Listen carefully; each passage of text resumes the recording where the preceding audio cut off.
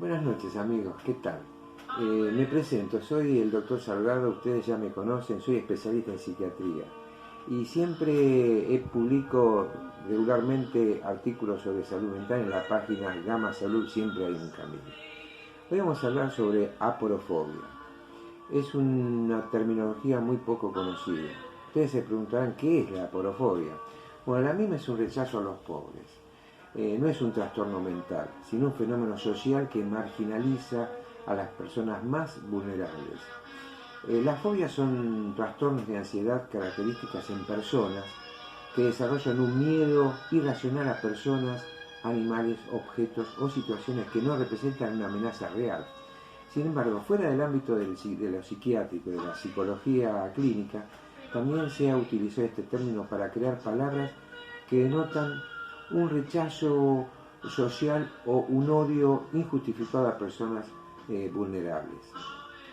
La aporofobia es uno de los neologismos que han sido creados para referirse a ese fenómeno psicológico y social relacionado con una sensación de repulsión ante el diferente. En concreto, la aporofobia significa odio o rechazo a los pobres, algo que se plasma tanto en el modo de pensar como de actuar de muchas personas. Entonces, ¿qué es la aporofobia? Siendo reiterativo, la aporofobia es, en resumidas cuentas, el rechazo a personas pobres por el simple hecho de serlo.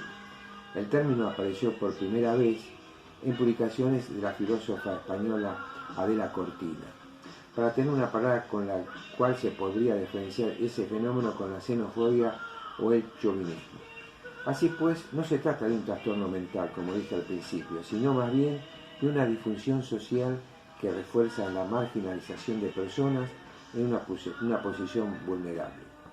A diferencia de lo que ocurre con las fobias que tienen ciertos criterios diagnósticos, por ser entidades médicas, en la aporofobia, quien ve su calidad de vida más rebajada no es la persona que ha internalizado este miedo o rechazo, sino aquella a la que va dirigido ese rechazo.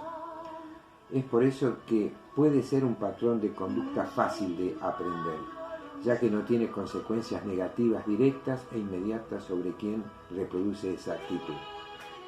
La pobreza afecta el desarrollo cerebral de los niños. ¿Por qué se produce la aporofobia? La aporofobia, la pobreza, una circunstancia sobre las condiciones de vida que tiene un origen multicausal y que muchas veces escapan al control de uno mismo, que identifica con su propia esencia, como si formasen parte de su identidad. Así, la falta de recursos pasa a ser una situación a formar parte de lo que uno mismo es, independientemente del contexto en el que haya crecido y de su situación de partida. Ahora bien, ¿qué es lo que lleva a muchas personas a reproducir o a provocar aporofobias contra la gente más vulnerable? Muchas veces hay un sesgo ideológico en eso, que llevan a despreciar a los pobres. Algunas de ellas vinculadas a la derecha política.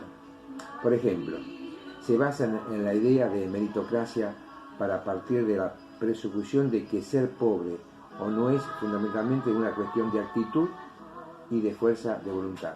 O sea, en concreto, se es pobre porque no hay actitud personal para crecer y porque no hay voluntad.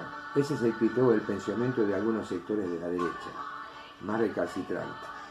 Esto, además de ser falso, reproduce un discurso que favorece la marginalización de los pobres. Este sesgo hacia la meritocracia suele encajar con una mentalidad individualista, egoísta, pero en otros casos también puede estar relacionado con un colectivismo totalizador. Por ejemplo, ciertas variantes de la ideología nacional socialista lleva a considerar a las personas pobres individuos que no quieren adaptarse a un sistema fuertemente jerarquizado que protege a todo el mundo si se trabaja por él, porque la filosofía de la humanidad del rico es perversa. Bueno, es un tema para hablar largo y tendido. En otros momentos voy a profundizar este tema porque creo que en los tiempos que se viven, la pobreza y la marginación es un tema a tener en cuenta y y merece una explicación y desarrolla el tema como se merece. Así que bueno, nos veremos en otra oportunidad y como siempre, adelante. La vida es muy lindo y siempre hay un camino para seguir adelante y encontrar la paz interna que todos nos merecemos. Un gusto estar y haber compartido con ustedes este momento. Adiós y nos vemos muy pronto.